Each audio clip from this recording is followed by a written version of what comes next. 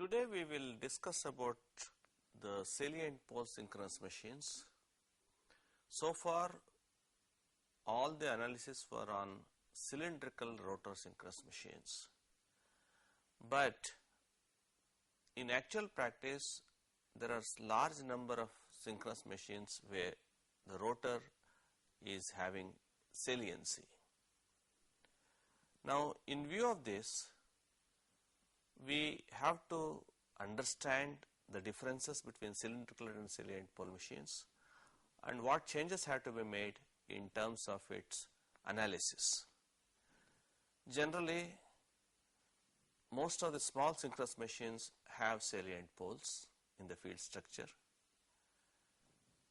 All the hydro generators have salient poles. Engine driven generators have salient poles. It's only the large turbo generators or steam turbine driven high speed generators have cylindrical rotors. Therefore, it is important for us to know how we analyze the salient pole machines. So now beforehand we should know what is the difference between the salient pole machine and the cylindrical rotor machine. So a cylindrical rotor machine, the rotor is cylindrical as shown here. This is the cylindrical rotor machine.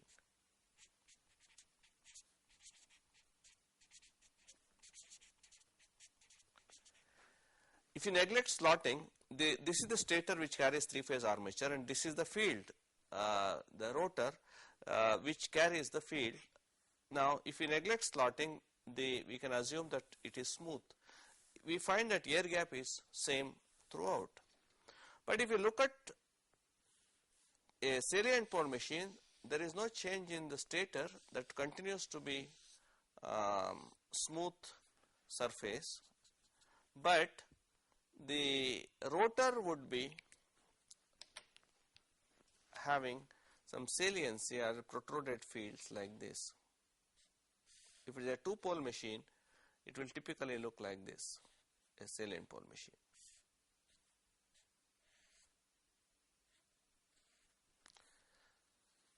And you will find the field structure located here,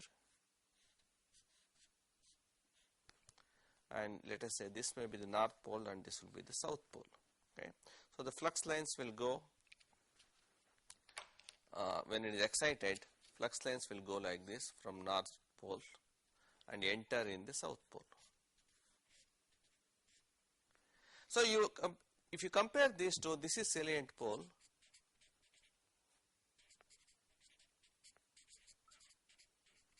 you find certain differences. While the stator surface is same, rotor surface is not same.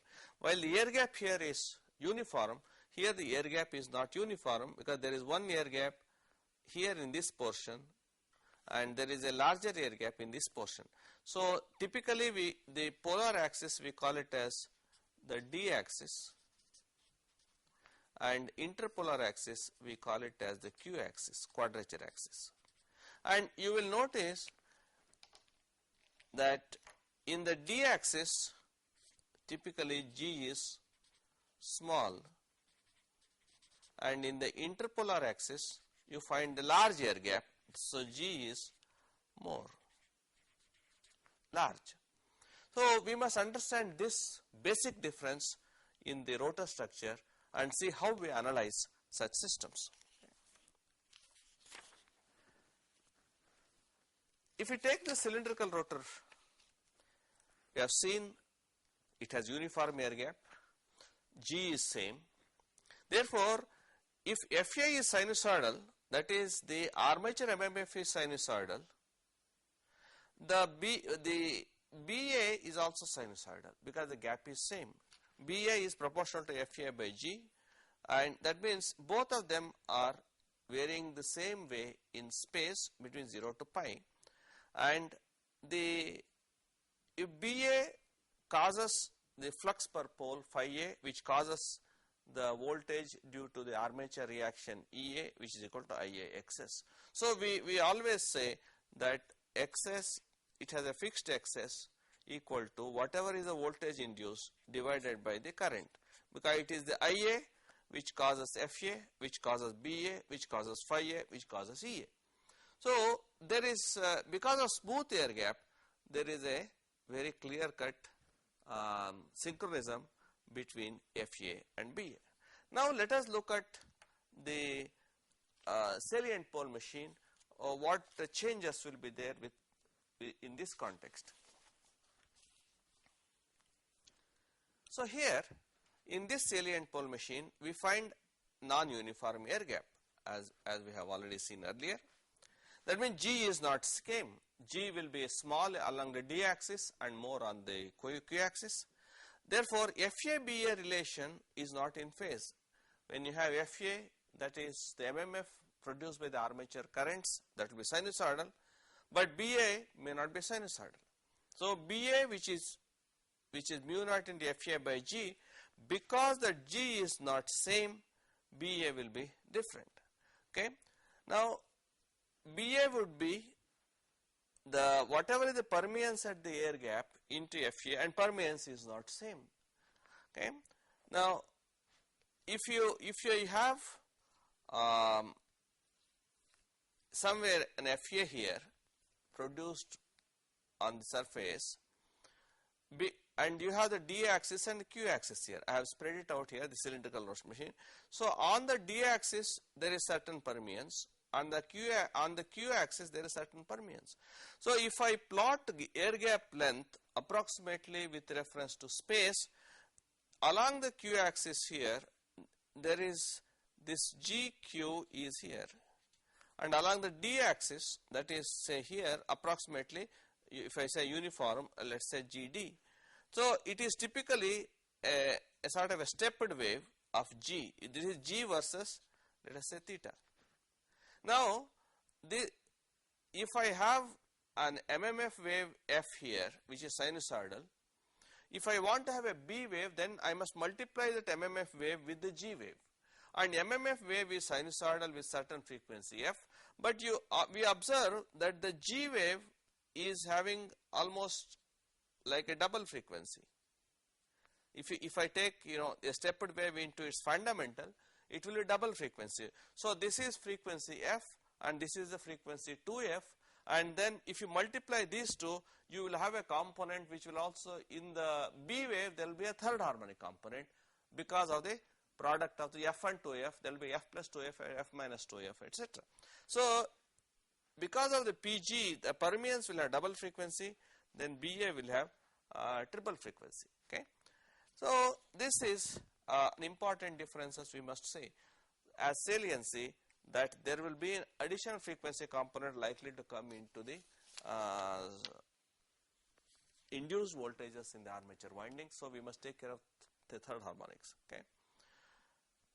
Now as far as the salient pole machine is concerned, if you look at the field MMF we assume it to be sinusoidal, then by even though there is saliency, see the field MMF is F, and throughout you can assume during this axis there is certain fixed gap which doesn't change.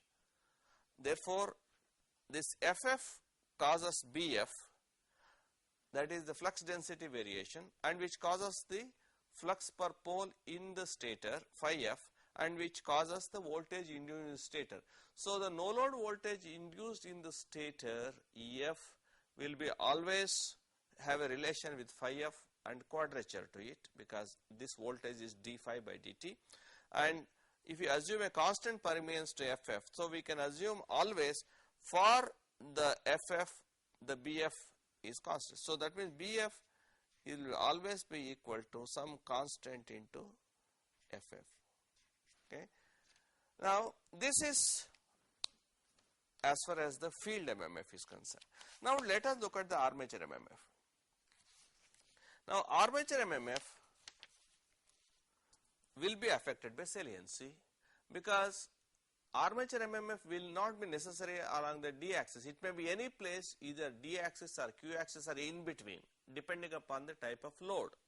Therefore armature MMF and faces different G and different PG. So it will at different times as they rotate, it will face, armature NMR will face different air gap and different permeance. Therefore, what we do is we resolve that FA into the D axis and Q axis. That means I change, if a FA is in between D and Q, one portion is resolved along D, another along Q. So FD, the D axis, let us say, is FD here. So if I FA along the D axis is FD and Q axis is FQ and its peak value, and that means one sinusoidal of FA will be a sum of two sinusoids, one along FD, another along FQ, and they will be FD, but then FD faces fixed PD and FQ faces fixed PQ. So this is, we can show it like this. Now along the D axis, my FA is sinusoidal. FA, let us say its peak value of FA. Now we notice that throughout here, along this axis, okay, we may have a uniform, this will be the saliency. So we can assume that along the D axis it faces a fixed permeance. That permeance we can call it as P along the D axis. Okay, that is PD is the D axis permeance, which is offered to in this case FD, because this will be the component of FA along the D axis. This is the D axis. So this will be, now we call it as FD, and this will be this metallic FD. This. So this is instantaneous with reference to theta. Right? Now this, if we assume a fixed uniform G along this axis, we can say that will cause a B D.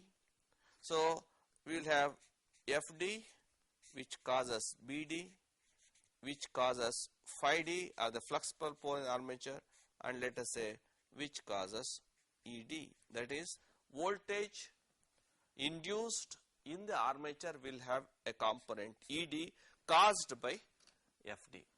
Now the same thing, I mean, this you will see is more or less similar to the field, because field also will be in the same axis. Okay.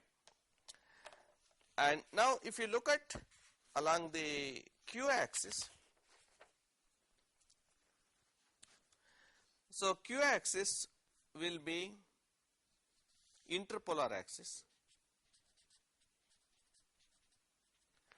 and let us say along the Q axis there is again an FQ, and this is instantaneous FQ in any given space. So this is a sinusoidal with reference to this. So this is the D axis 90 degrees later, and we can write the gap will be typically like this.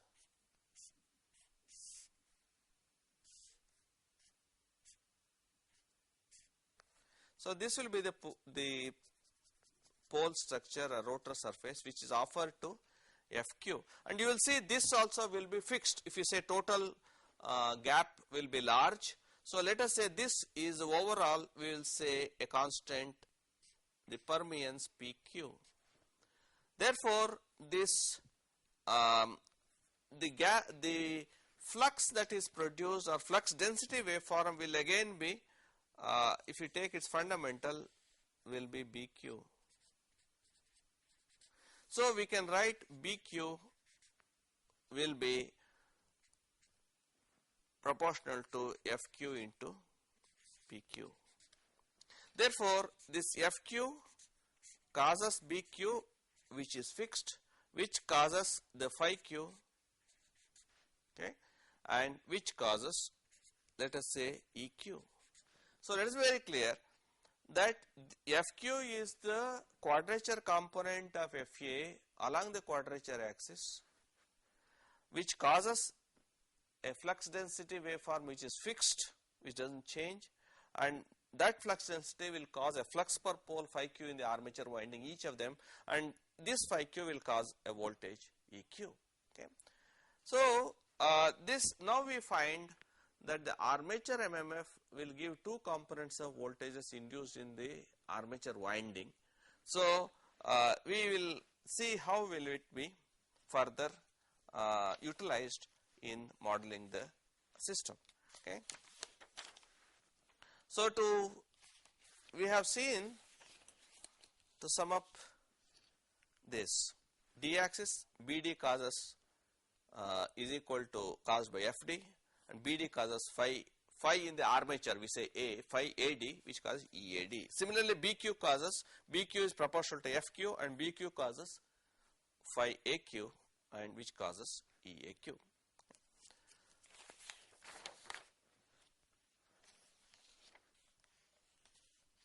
So depending upon whether it is motoring or generating,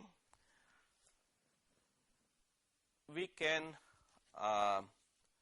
try to understand it as follows. Okay. That means if I take just the D axis, in an actual practice, D axis also will have the field MMF, which is FF, which causes BF, and BF causes the voltage in the armature, and similarly FAD, which may be just opposite to this, it may be and then that will give rise to another B, okay, along the D axis.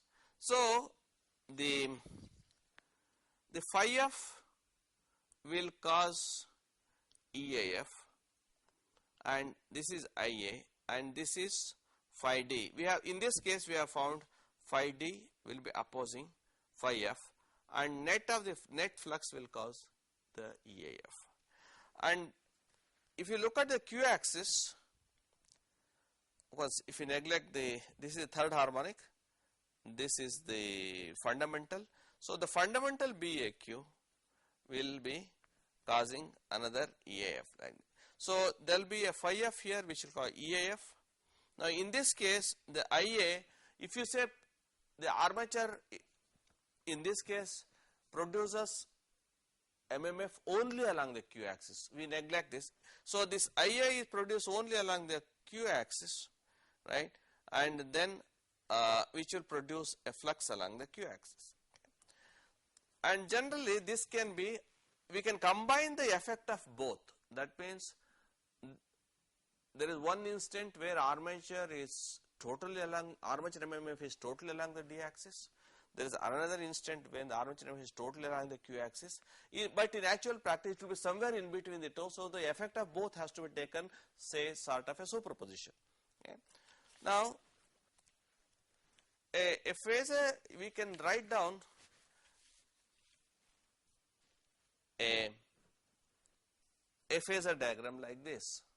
That means this is the actual armature current, which will have, we call this as D axis, we call this as the Q axis. And this armature current can be resolved along D axis as ID, and this is a time phasor. So let us be very clear, there is a time phasor diagram, not the space phasor. It is the space phasor which causes time phasors, okay, and which will have a component ID and another will have a component IQ. Supposing IA is totally in ID and there is no IQ, that means it will only produce, it will be centered along the D axis and it will only produce a flux along the D axis, and which will be in phase or opposite to the field flux and causes a voltage in the armature winding. Now, and there is also a phi F, this is due to the field. Now this this ID can produce, here it is taken to be producing opposite to this. This is phi ID, because invariably the field flux in a generator and armature flux will oppose, and so that there is a minimum flux in this case. And these angles of delta between armature and the different MMFs, we know changes direction in generating and motoring. Now, if we say this phi f is the flux, total flux, which has to counterbalance also the armature MMFs, that phi f will give EAF. Then ID will give you phi AD, and this IQ will give you phi AQ, and this one is the net flux phi A resultant produced by phi AD and phi AQ, because they are at quadrature, and that means they will be linking 90 degrees in times separately. And this will be the armature MMF, and this will be the field MMF. This will be the armature flux due to armature current. This will be flux due to field current, and this will be the phi R, capital R is the resultant flux in the air gap per pole, which causes the armature voltage. Okay. So this will be causing an armature voltage, which may be at quadrature somewhere here. Anytime we can have. This is, let us say, Vt, which is due to net phi R. Okay. So we can deduce, we can use this information, namely that the armature flux per pole can be resolved into one due to D flux, another due to Q flux, and they produce, each of them will induce certain voltages, and it will be net voltage due to this will be quadrature to it, and this phi f and this together will give you net phi r, which will cause Vt, which are at quadrature. So just like phi f causes EAF at quadrature, this phi r will produce Vt at quadrature, right? This is at 90 degrees. Okay. And the Vt and EF, we generally call this as the delta, that is the angle between the field flux and the resultant flux, or field MMF and resultant MMF, and then that will be the voltage across the resultant voltage and the voltage due to the field current alone. EF is a field current alone. Okay. Now we come to, we had seen that in a cylindrical rotor machine there is only one term called synchronous reactance, XS. If you recall, this XS is the ratio of the voltage induced in the armature divided by the current IA, and this XS was fixed because it was same for all positions of the air gap. Now we cannot define XS with one unique term, a unique quantity, so we have to see, we have to make a separate issue. So this is how it is shown here. So we call it as synchronous reactance due to D and Q axis. So if only D axis, if the MMF is only along D axis, then that means only ID is present, right? When only ID is present, which will call flux phi AD. ID causes a flux phi AD, and the phi AD causes a voltage EAD in the armature per phase. Now we define XAD is that voltage EAD divided by ID. EAD divided by ID is called XAD, or the D axis synchronous reactance due to mutual flux only, XAD, but then we call it as D axis synchronous reactance, XD is XAD plus XAL. This is leakage. There will of course be some leakage flux which does not link both the members. or it will pass, it doesn't pass through the air gap. So XID is the mutual flux and XIL is due to the leakage flux. So we get a term called XD, which is the D-axis synchronous reactance, which is due to the voltage induced due to D-axis flux in the armature. Similarly, if it is purely IQ, that means if you pass a current I in the armature in such a way it is only producing MMF along the Q axis or interpolar axis, it will cause phi AQ flux in the Q axis, and then it will, so this is the flux due to IQ and it will cause EAQ, and it is easy to infer that phi AQ, phi AD will be at quadrature in time, ID, IQ are at quadrature in time, and EAD, EAQ will also be at quadrature in time, these two. Therefore, you have EAQ and XAQ, that is we have synchronous reactance in Q axis due to mutual flux is EAQ by IQ. That is because after all IQ causes this, so there will be a ratio. EAQ, that is the voltage induced in the armature due to Q axis current alone divided by that Q axis current, EAQ by IQ gives you XAQ, and then XQ are the Q axis synchronous reactance. The definition is XQ is a Q axis synchronous reactance is due to the mutual flux and again due to leakage. So we have this next term called the Q axis synchronous reactance. So you find in cylindrical rotor, we had seen earlier,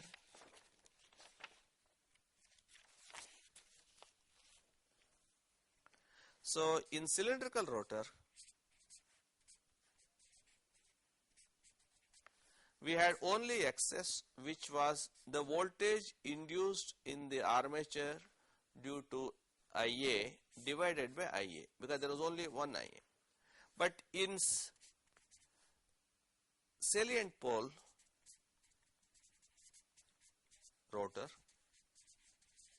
we have two terms now. This is called the synchronous reactance in cylindrical rotor. Here we can't call it as one term, we call it as XD, which is EAD divided by ID, and XQ, which is Q axis synchronous reactance, is, let us say, EAQ, which includes the leakage into IQ. So this is an important change we must note between cylindrical rotor machine and salient pole machine, that we have two parameters of the armature to confront with. Okay. Now, of course, we can further perfect it. We can draw a phasor diagram in the following manner. Okay. In this way. So phasor diagram will be, I have IA, which will ID and IQ, and then this is EAF. So there will be VT here, and then whatever is, this is the angle phi, or the power factor angle. So to the net the voltage at the terminal VT, there will be drop due to XD and XQ, and naturally drop due to XD will be quadrature to ID.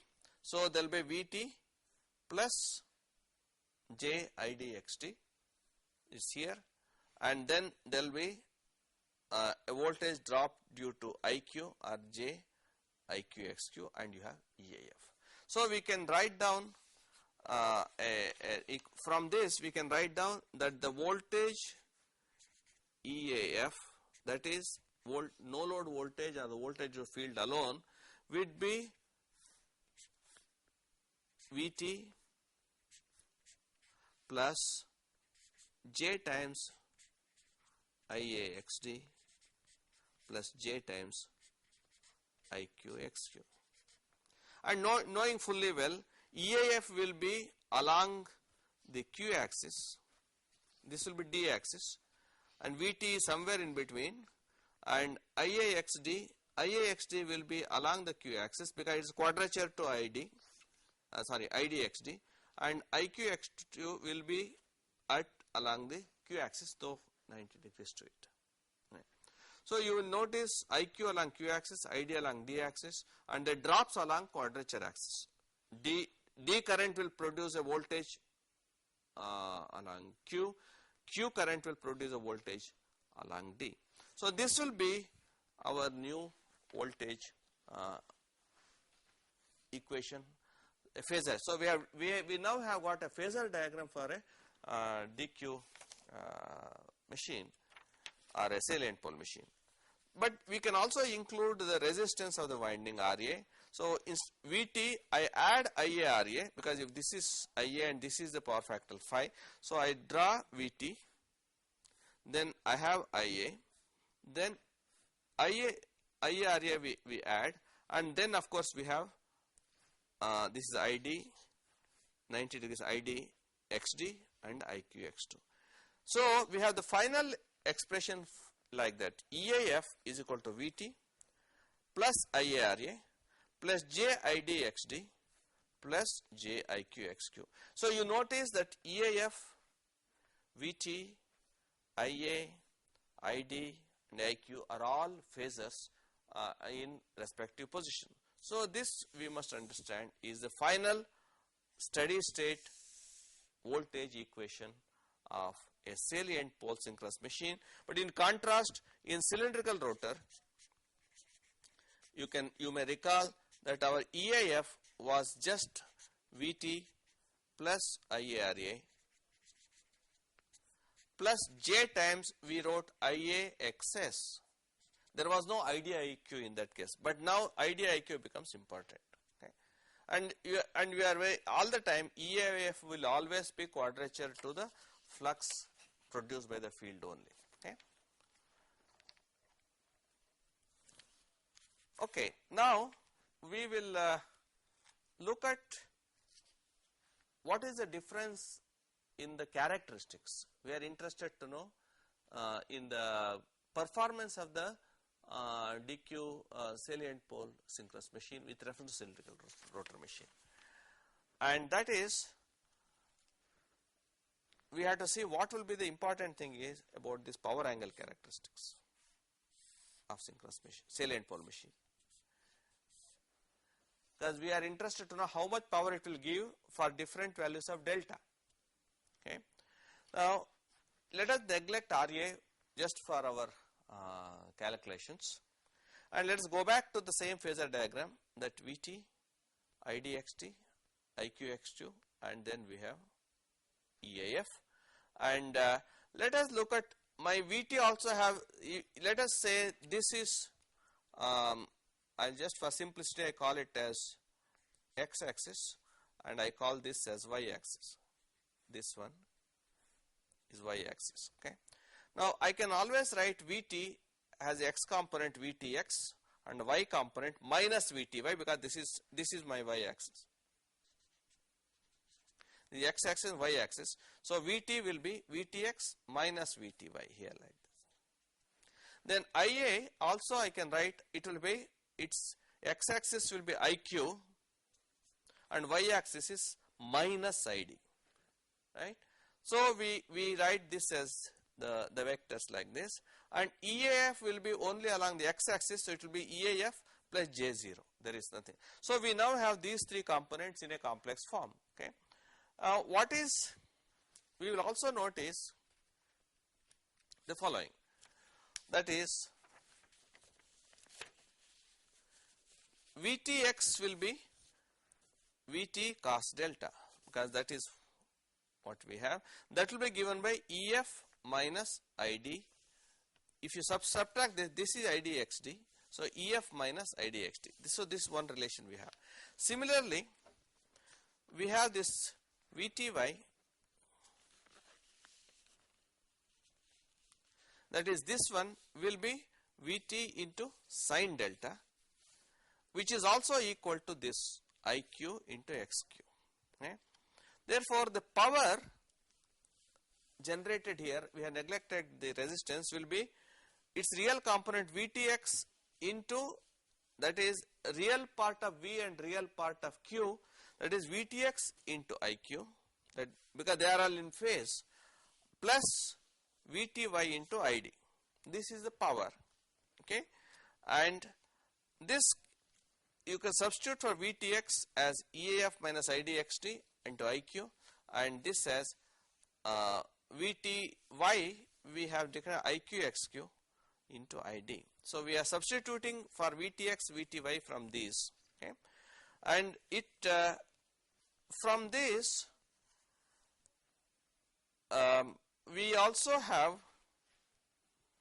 see if you look at this term,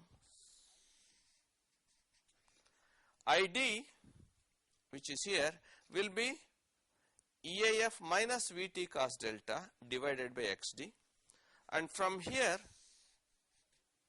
IQ, so I have another expression for ID and IQ. ID is this and IQ is this, okay, in terms of EAF Vt delta XD XQ.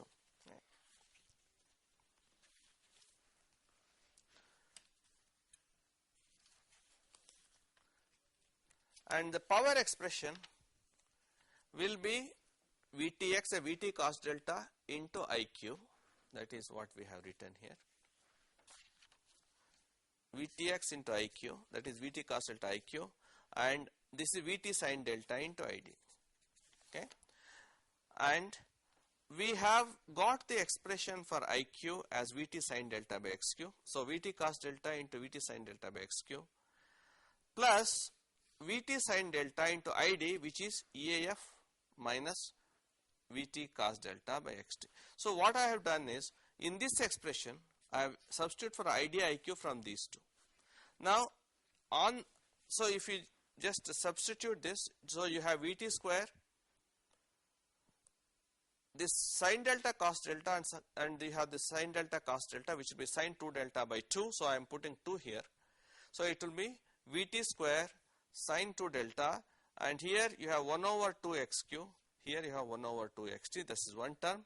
Then you have another term Vt EAF sin delta by xt, okay, or you can substitute this as Vt EAF sin delta by xt, that is this term, plus Vt square by 2, and this will be 1 by xq minus 1 by xt, that will be xt minus xq over xt xq into sin 2 delta. Or we notice that P will have one term into sin delta and another term into sin 2 delta. So these are all, say, for a given voltage and given EAF, given field current, given XD and given XQ, you will find these two are constant. We can call this as some constant K1, maybe this is constant K2, and so we come to a very neat expression that power developed in a salient pole synchronous machine will have one term called K1 sin delta and another term K2 sin 2 delta. Now the first term called electromagnetic power, another second term is called reluctance power, because our K1, the first term, is given by Vt EAF by XD. So this will mainly depend upon how much is the field current that you are putting in, and for the given terminal voltage Vt, which is generally constant, so it depends upon the field current because XD is fixed, okay. So this is proportional to the EAF, which is proportional to the field current, okay. Whereas K2 is given by Vt square by 2 into XD minus XQ over XD XQ, and we notice XD minus XD is related to the D axis parameters and XQ is this, and then we have XD minus XQ, it is proportional to XD minus XQ, which is the reluctance. So PT will be electromagnetics plus reluctance power, okay. Now in the finally we can write down this in the power angle diagram. So there will be an electromagnetic power shown here, electromagnetic power and PE, and there is a reluctance power PR. Now, this is the reluctance power, which will be double frequency, and so there will be one which is proportional to delta, which is theta, another will be double. So this is sine delta and this will be sine 2 delta. If you add that, this is a total P. So you will notice the following: the P max, the maximum that is here, will be more than the K1. Okay, P max will be more than K1, and the maximum when this occurs at an angle less than 90 degrees. In a cylindrical rotor machine, it was 90 degrees. So the limiting delta was 90 degrees in cylindrical rotor, but in this case a stable zone will be operating at less than 90 degrees.